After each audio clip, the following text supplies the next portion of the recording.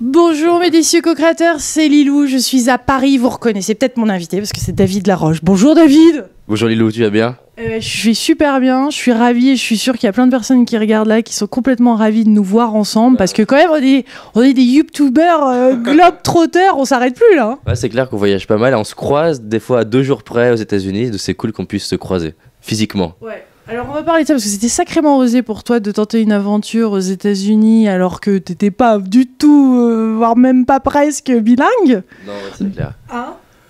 Et ah oui, c'est un micro unidirectionnel, contrairement à toi, tu sais, parce que David fait des interviews, il vient juste de m'interviewer, et toi c'est avec des clips. Et là c'est Attendre que le micro arrive pour parler. Voilà, je contrôle un petit peu la situation. Non, mais alors comment tu décris ce que tu fais? Parce que c'est vrai que tu fais des conférences, tu animes des séminaires et tout ça. Qu'est-ce qui te passionne toi dans la vie? Et quel a été ton déclic surtout à un moment, quelqu'un que tu as rencontré et qui t'a dit ouais c'est ça que je veux faire, je veux être comme lui? En fait, tout ce que je fais, que ce soit conférences, vidéos, interviews, etc., ça sert à un seul truc, qui est de participer à créer le déclic chez les gens comme quoi c'est possible. C'est-à-dire, j'ai un rêve, c'est possible. Alors tu me dis mon propre déclic d'où il vient, ben, c'est que j'étais extrêmement mal dans ma peau, j'avais à peu près une quarantaine d'angines par an, donc j'étais un performant dans le domaine. Et je passais mon temps à avoir du mal à passer à l'action, à me dire j'arrive pas à faire tel truc, pourquoi j'y arrive pas en fait. Et il y a eu plusieurs déclics, j'en parle souvent. Un des déclics, c'est ma mère, ça fait rire souvent les gens, qui m'a dit en rentrant écoute David, j'en ai marre que tu te plaignes, si ta vie elle te va pas, tu la changes, mais je veux plus t'entendre. Et donc j'ai détesté ma mère pendant quelques temps, mais ça m'a permis de, sans savoir ce que c'était, prendre en compte le principe de responsabilité et de me dire ok, je vais changer ma vie. Et donc ce que je fais aujourd'hui, j'ai tellement de gratitude d'avoir la chance de pouvoir de rencontrer des personnes qui m'aident, qui m'ont accompagné, qui m'ont aidé, qui m'ont guidé, qui m'ont remis en question, qui m'ont challengé, qui ont été des fois durs avec moi. Qui m'ont emmerdé. Qui m'ont emmerdé, que j'ai détesté des fois sur le moment. Je me rappelle une fois, une de mes premières conférences, il y a un type qui sort et qui me dit « David, il faut que tu pètes un coup quand même ». Et après avec qui c'est devenu un vrai ami, mais c'est des petites phrases des fois pas simples comme ça, ou même des commentaires sur YouTube bien durs. Et qui m'ont aidé à me trouver, et en fait c'est tellement magique de changer ma relation avec les gens, avec mes parents, avec ma chérie, avec les gens, avec moi-même déjà, que je me dis c'est impossible de pas partager ça aux gens. Donc c'est comme ça que je me suis mis à faire des conférences, vidéos, interviews Mais il y a un truc qui a changé chez toi, et forcément on est tous en pleine évolution, mais je me souviens de tes débuts ou de cette passion de devenir public speaker et de parler à des millions de personnes, et je suppose que c'est encore là en toi, mais il y a eu un changement, une certaine douceur, ou je sais pas si c'est douceur ou vulnérabilité peut-être on peut dire, qui s'est passé dernièrement. Qu'est-ce qui s'est passé? Je sens que t'es différent. En fait il y a eu un énorme truc aux États-Unis, c'est-à-dire que donc le défi aux États-Unis, le premier défi, c'était de partir 33 jours à l'aventure comme ça, en n'ayant aucune idée de savoir comment j'allais faire, en faisant justement confiance, avec un anglais médiocre et sans réseau, et d'annoncer ça à toute ma chaîne YouTube. Donc 6 mois avant, de prendre les billets, aller pour New York, retour à Los Angeles.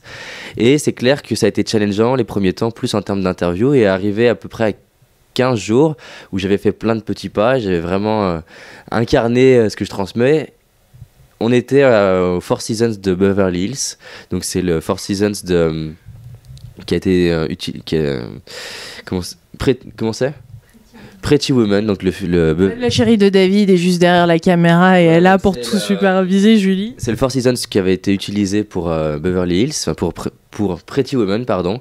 Et donc à ce moment-là, il s'est passé un truc auquel je m'y attendais pas. Je pensais pas que je partais aux États-Unis pour vivre ce truc-là, et je pense que j'y suis allé pour ce truc-là. C'est que j'en suis arrivé à un stade où j'étais en train de cocher tous mes rêves, c'est-à-dire rencontrer Robbins, rencontrer machin, rencontrer un tel, être dans des hôtels de luxe, vivre des choses incroyables, avoir mes listes email qui grossissaient, et j'avais tout.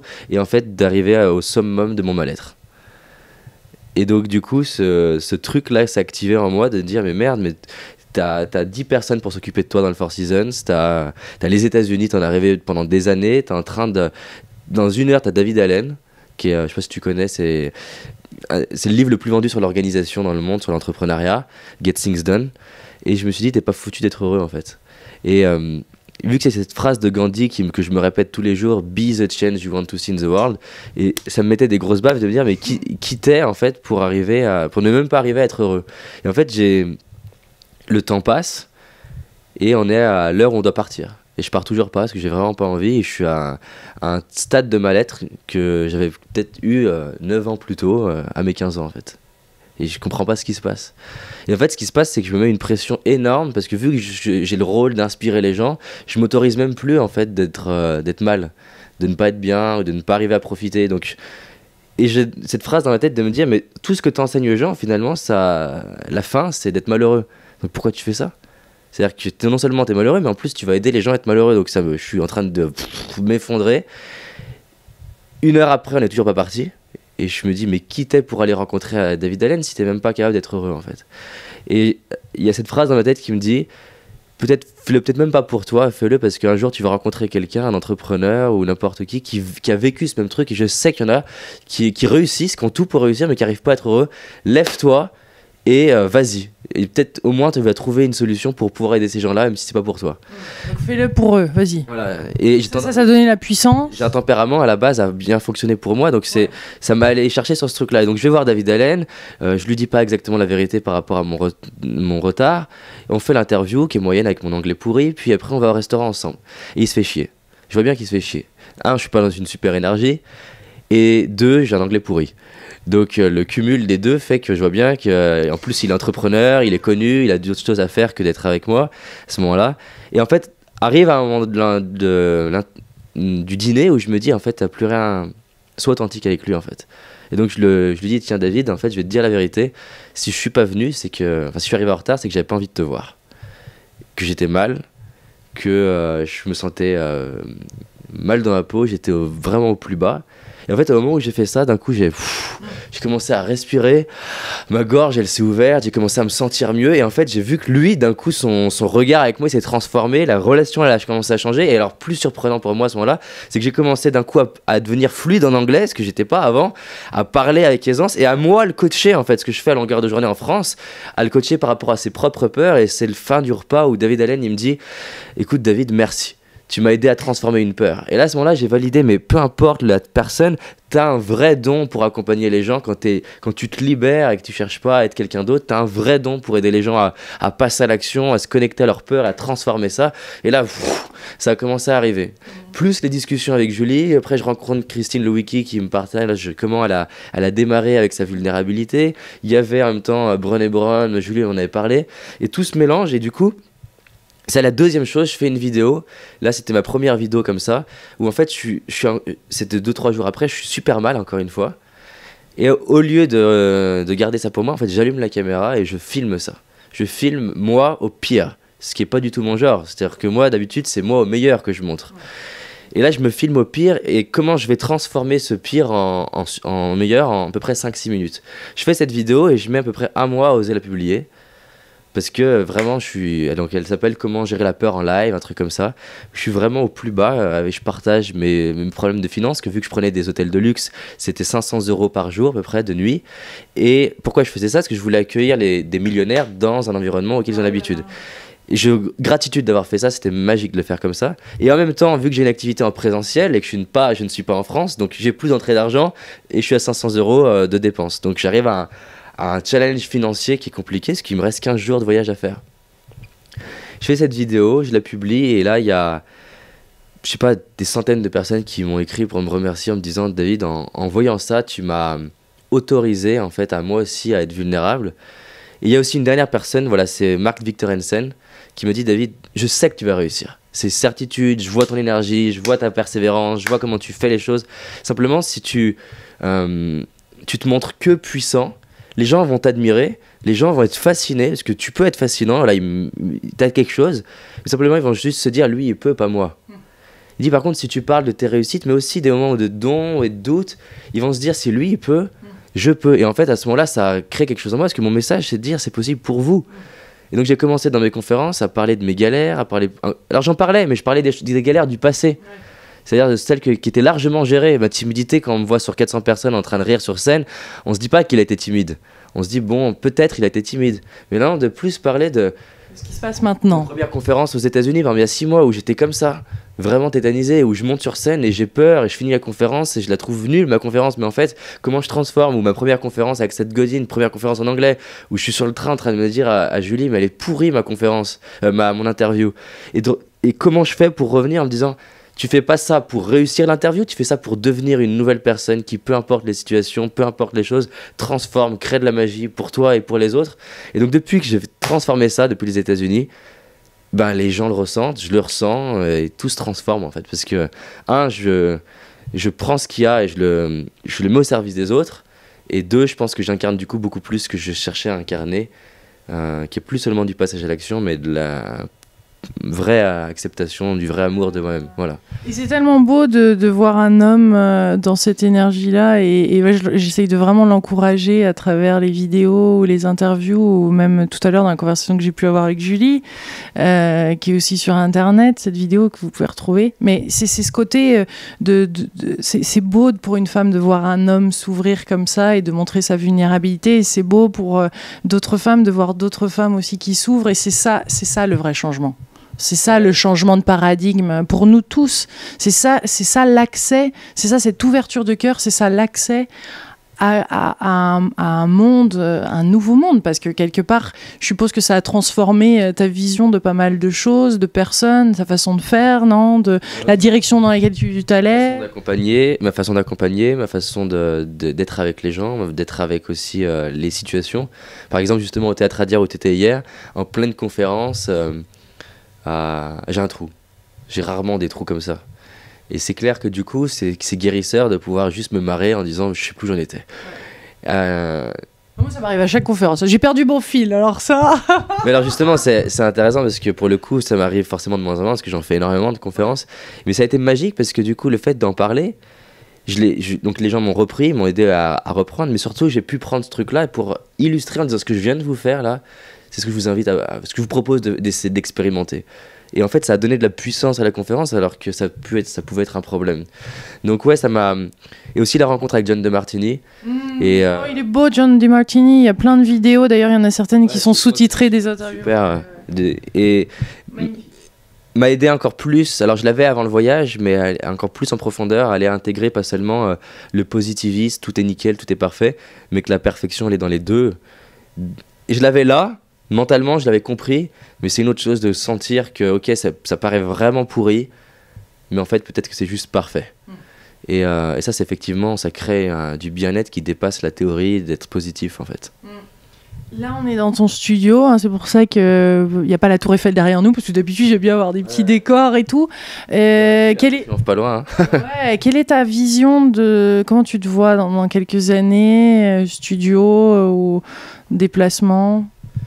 Moi, il y a 2 choses où je vibre le plus, et je pense que les gens le voient, dans les vidéos. Donc, il va y avoir vraiment beaucoup de vidéos dans les 5 années qui viennent. Je veux monter en place des studios avec des équipes pour produire de plus en plus en live, à la fois des émissions, de l'inspiration, des interviews, mais aussi donner ma place à d'autres personnes, c'est-à-dire aider les gens à faire leurs propres interviews, que ce soit pas seulement moi qui soit l'intervieweur, les wake-up calls. Donc pareil, ça, je sais que ça va être un truc, un mouvement de gens qui parlent de leur déclic et qui inspirent les autres. Je veux que ça me dépasse en fait. J'ai passé beaucoup de temps avec mon ego à vouloir que ce soit moi devant les gens. Il y a aussi cette fondation qu'on développe qui s'appelle Les Déclics, qui a pour but d'aider les jeunes à croire en leurs rêves. Et puis c'est pareil, ça a participé à ma propre transformation, parce qu'au début je le faisais pour les jeunes avec moi devant, et maintenant c'est David qui a disparu, et c'est les jeunes qui inspirent les jeunes. Alors les jeunes, quand tu dis jeunes, c'est quel âge? Parce que t'as quel âge et c'est pour qui? Ouais, c'est... on va dire moins de 30 ans. Pour nous, t'es jeune. Ouais. Mais genre, je suis dans la tranche d'âge qui pourrait être inspiré, en fait.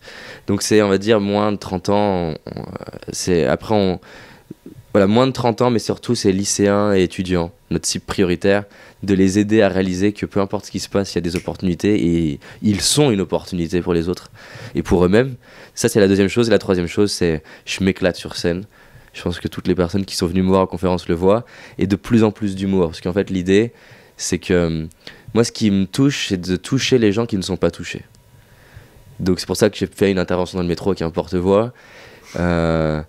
l'humour pour moi va me permettre de toucher des gens qui vont voir Gad Elmaleh, qui vont voir Franck Dubosc et qui du coup vont pas venir me voir forcément parce qu'ils cherchent à être inspirés, parce qu'ils ont tapé développement personnel ou confiance en soi, ce qui est le cas aujourd'hui, mais parce qu'ils ont envie juste de se marrer et en fait ils vont être surpris parce qu'ils viennent se marrer et en fait boum ils se prennent quelque chose.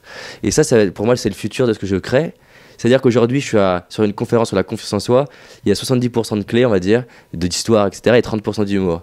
Et ça va rester ça, mais il y aura un nouveau format où ça va être plutôt l'inverse, 70% d'humour et 30% de clés, où là, je veux toucher les gens qui ne sont justement jamais touchés, et qu'en fait, ils sortent en se disant « Putain, je me suis marré, mais je crois que j'ai compris quelque chose. » Et ce qui est fascinant pour moi d'entendre ça, et depuis tout à l'heure, et hors caméra, et tout ce qu'on a dit, c'est qu'il y a tellement de rêves en commun qu'on a nous deux, et dans un ancien monde, on aurait pu voir les choses comme d'une manière compétitive ou d'une manière non attends c'est mes rêves ça de quoi il parle là, il parle exactement ce que je veux faire non et en fait c'est ça qui est chouette, c'est qu'il y a vraiment de la place pour tout le monde, il y a vraiment de la place pour qu'on s'exprime et qu'au contraire les talents communs et les personnes qui ont des visions communes doivent se réunir et se retrouver, et c'est ça qui est beau, et ça c'en est une preuve magnifique à travers cette vidéo. C'est que c'est ça, c'est ce soutien. Ça, je l'ai connu au Québec grâce à Christine Michaud, Geneviève Young, France Gauthier, qui sont des journalistes là-bas qui m'ont ouvert les bras, qui m'ont soutenu. Et on a ces mêmes visions. Après, chacun a forcément son énergie et d'autres choses et ça va passer. Mais c'est dingue et hallucinant pour moi d'entendre tout ce que tu dis, parce que l'humour, moi aussi, fait vraiment partie des choses. Et il n'y a que comme ça que je pouvais l'exprimer avant. Et ça vient de plus en plus et ça paraît naturel de voyager, d'interviewer, etc. On vient de milieux complètement différents avec des histoires différentes et finalement notre mission elle est assez similaire et c'est beau, c'est chouette de le voir et de le voir à travers un homme, une femme. Je pense que c'est pas un hasard que tu sois une des premières personnes que j'ai contactées pour interviewer. D'ailleurs la façon dont je t'avais contacté il y a 2 ans était assez marrante parce que ça faisait longtemps que je me suis dit tiens ça serait cool de contacter Lilou, et que il y a 2 ans, pour resituer, j'étais pas du tout pas du tout, mais j'étais peu connecté à mon intuition par rapport à aujourd'hui où elle est beaucoup plus présente consciemment en tout cas. Et je me rappelle, il y a 2 ans, je suis sur l'ordi et là je me dis juste c'est maintenant que tu contactes Lilou. Et j'ai écrit ce mail, je l'ai pas relu, j'ai même pas relu pourtant il n'y avait pas beaucoup de trucs, mais je l'ai pas relu, j'ai juste fait envoyer, et voilà, tu me réponds dans les, je crois dans les 10 minutes ou les 20 minutes où je l'envoie. Donc ça a été assez, je pense que c'est intéressant effectivement que ce soit dans mes premières interviews, ouais. C'est pas pour rien, ouais. C'est que cette idée de voyage, cette idée aussi américaine, c'est-à-dire que moi j'étais parti aux États-Unis à 17 ans, et quand je suis revenu en France à 17 ans, je me suis dit, je retournerai aux États-Unis. Après, quand je lis Robbins, pareil, il y a ce côté, il est jeune, quand il écrit ce livre, il est jeune, et il est américain encore une fois, et je me dis... Napoleon Hill aussi, hein. C'est pas tous les Français qui regardent et qui ont lu Napoleon Hill. À quel âge? Bah, j'avais 18 ans, ouais. C'est dingue. Mais c'est Robbins qui m'a aidé à aller vers ça, en fait, c'est-à-dire que... Oui, mais quand même, tu l'avais entre les mains et tu l'as lu, point. C'est toi. Bah, je l'ai d'ailleurs acheté et pas lu sur le coup, hein. Mais je l'ai acheté et puis lu, et en fait quand je lis ce livre je me dis mais merde, mais en fait je pourrais très bien avoir cette forme d'énergie. Alors au début je sais pas du tout que je vais faire des conférences, mais je suis inspiré par ça et je me dis juste peu importe le temps que ça prendra, tu parleras anglais, parce que je n'ai pas envie d'être dans la rue, de croiser Robbins et de ne pas pouvoir lui parler à cause de l'anglais. À ce moment-là je déteste l'anglais et je me dis ok stop, tu vas apprendre l'anglais en fait, et donc je me mets à écouter peut-être tous les jours Robbins en fait. J'ai ces audios et c'est assez marrant, je pense que Julie s'en souvient, le moment où je reçois le mail de Robbins et qui me dit je t'invite à Chicago, on va pouvoir se rencontrer. Ça a été magique de me dire wow, il s'est passé 6 ans, il y a 6 ans je le décide, je veux ce truc là, et il se passe tout un tas de trucs et ça se fait. Et du coup en plus ce qui est intéressant aussi c'est qu'entre ça et Robbins, au final, c'est intéressant que je le dise quand même, peut-être que c'est Robbins qui a déclenché l'idée je veux rencontrer Robbins, mais au final c'est peut-être tout un tas d'autres personnes qui m'ont peut-être beaucoup plus inspiré que cette rencontre avec Robbins. Et c'est-à-dire que je suis très content d'avoir rencontré Robbins, mais finalement aux États-Unis c'est pas la personne qui aura eu le plus d'impact. Et je pense que c'est pour plus tard peut-être Robbins qu'il se passe quelque chose ou qu'on travaille ensemble. Donc voilà, c'est juste pour illustrer que des fois, ce en quoi tu crois très bien, hein, mais pour les gens qui me suivent, je vais le insister. Je suis parti avec cette idée-là de rencontrer Robbins, et au final la vie m'a guidé sur d'autres personnes, des fois beaucoup moins connues, et qui m'ont peut-être beaucoup plus aidé. Ouais. Et on en parlait aussi quand tu m'interviewais, mais c'est ce fait d'aller vers un objectif ou vers quelque chose et ensuite autre chose s'ouvre. Hein. Ouais, c'est ça. Il y a des gens, des comédiens, on allait au théâtre avec les écoliers, j'en parle souvent, ils sont pas super connus, mais ça a été pareil, une des premières interviews où je me retrouve dans les loges avec eux et qui me partagent que on lui a dit Jérôme, c'est pas possible en parlant de ses rêves. Et là, moi, j'ai des frissons dans tous les bras parce que moi-même, on me dit c'est pas possible. Et quand cette simple rencontre, ça pendant 6 mois, ok, on lui a dit c'est pas possible. Ok, pour moi aussi, on dit c'est pas possible, donc c'est possible pour moi. Et donc, c'est le message que je donne aux gens en fait. Si tous ces gens-là, on leur a dit c'est pas possible et qu'ils ont réussi, si on me l'a dit et que j'ai pu réussir, bah c'est aussi possible pour vous. C'est le moment de passer à l'action, un tout petit truc. C'est pas une histoire de la taille du pas, c'est juste de se dire ok, j'ai un rêve, je passe à l'action, je fais quelque chose. Ouais. Une petite note, juste brève, mais sur ton alimentation et sur ton régime alimentaire, parce que c'est important pour certaines personnes, ce que tu manges, ce que tu aussi donne ton énergie après au quotidien. Enfin, quel est ton régime alimentaire, si je peux me permettre? Bah, tu peux te permettre. Alors, c'est un point important, l'alimentation, parce que c'est le point où honnêtement je suis le plus perdu. Pourquoi je suis le plus perdu? Parce que globalement, à force de faire des interviews, il y a des choses qui se recoupent pas mal dans tout le reste, c'est-à-dire sur l'intention. Et je peux interviewer un sportif qui a jamais lu de développement personnel, il va me parler plus ou moins des mêmes choses. Là, je faisais l'interview d'un entraîneur de hockey au Québec. Et on retrouve les mêmes trucs. Mais alors pour l'alimentation, pour le coup, c'est un sujet où honnêtement je suis perdu. C'est-à-dire que je vais interviewer un tel, il va dire ok, pas de sucre, pas de lait, pas de machin, pas de truc. Et après je vais aller voir John Demartini et je le vois bouffer des chips. Et alors, connaissant John Demartini, je sais qu'il n'y a pas grand-chose qui est fait au hasard. Donc je lui dis tiens John, mais tu fais quoi avec ton fromage là? Il me dit bah en fait, j'ai lu les mémoires de Gandhi, j'ai fait... l'alimentation de Gandhi et j'ai pris aliment par aliment, testé sur 2 ans en testant mon niveau émotionnel, mon niveau de spiritualité et je me dis merde, ok, c'est quand même cohérent, c'est pas le truc qui pond comme ça. Et donc du coup, ce que je fais aujourd'hui, c'est j'évite un maximum le sucre raffiné, un maximum le lait, peu de viande. Mais en fait, par rapport à ce que je faisais avant, je suis beaucoup plus souple. C'est-à-dire que là, j'étais avec mon père, bah, j'ai mangé du fromage, de la tartiflette, des trucs. Et alors, du coup, mon principe, c'est de me dire, quand je suis seul, je vais manger un maximum de choses qui sont légumes, de l'eau, des fruits, etc. J'expérimente des choses. Par exemple, la cure de raisin, des trucs comme ça. Quand je suis avec mes parents, bah, je me laisse guider, tout en étant au contact de ce qui est important pour moi. Donc, par exemple, au jour de l'an, je leur ai dit, écoutez, stop, j'arrête de manger. Ce qui était déjà un progrès par rapport aux autres jours de l'an. Enfin, aux autres Noël, plutôt. Donc voilà, On mange de trop quand même dans notre société. On mange de trop et en fait ce que j'expérimente aujourd'hui au niveau de l'alimentation, mais encore une fois je suis pas du tout un spécialiste de ce domaine-là. C'est juste une petite note personnelle. Hein. C'est de me dire je teste quelque chose et je vois ce que ça crée en moi en termes de bien-être. Par exemple, j'étais à un séminaire là, j'organisais mon propre séminaire la semaine dernière et on va au restaurant et là ma chaise s'effondre. Et alors en rigolant avec la serveuse, je négocie un truc avec la personne qui est le bras droit de mon entreprise, s'appelle Anne. On négocie quelque chose. Et Anne demande des douceurs. Et alors là, du coup, on se retrouve à avoir à table mousse au chocolat, crème brûlée, etc. Parce que dans mes séminaires, en général, là, pour le coup, je suis strict. Quand j'anime un séminaire, je ne mange pas du tout de sucre et tout. Et là, je me retrouve à voir quelqu'un qui me donne gratuitement des sucreries.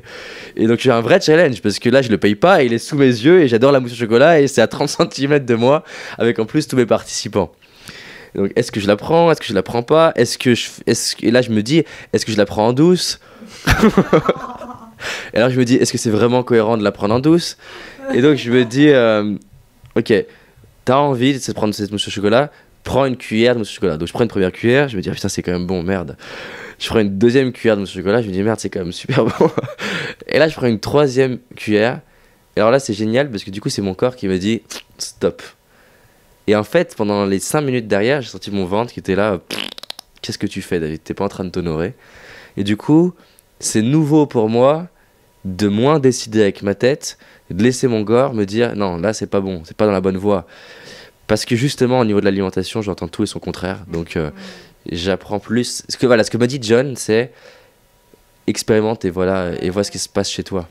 Ouais, on a les réponses en nous et c'est vrai qu'il y a tellement de messages extérieurs et tellement de versions, même tellement d'interviews, tellement de bouquins, tellement de séminaires qu'au final, il faut vraiment trouver ces réponses en nous. On les a en plus, non? Je pense qu'on les a. Après, apprendre à les écouter, c'est un autre monde. Ouais. Et c'est des expérimentations et je fais en sorte d'être focalisé un maximum sur comment est mon niveau de bien-être après avoir mangé.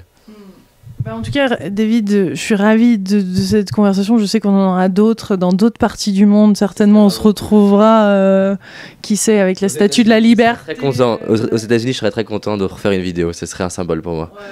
Magnifique. Merci beaucoup, David. Un petit mot de la fin, un petit mot d'encouragement, un petit boost là. Un petit truc que j'aime bien dire aux gens. Alors si vous avez un rêve, peu importe la taille de ce rêve, en tout cas on oublie le mot comment pour l'instant, c'est-à-dire que vous allez rêver juste de ce que vous voulez. Après vous allez chercher un pourquoi c'est vraiment important pour vous d'y aller, pourquoi c'est pourquoi pour vous et pourquoi pour les autres. Court terme, long terme, moyen terme, toutes vos catégories de vie. Et la troisième chose, et ça peut être aussi petit que vous voulez, passer à l'action. Un petit truc, ça peut être de sourire dans le métro, d'aller demander une augmentation, d'aller voir la personne que vous aimez, de lui dire je t'aime, ça peut être d'aller demander l'heure. Parce qu'il y a plein de gens qui me demandent comment ça se fait que tu es si à l'aise, et je me rappellerai toujours que mon tout premier pas, ça a été de lever la main une fois en cours, et qu'il y a beaucoup de gens qui n'auraient pas parié sur le fait que je puisse devenir à l'aise avec cette simple chose. Donc vous aussi vous pouvez le faire, peu importe la taille, peu importe à quel point vous êtes haut ou bas, je sais qu'il y a ce petit pas à faire. Pas demain, maintenant. Maintenant, now. Gros bisous, mes délicieux co-créateurs.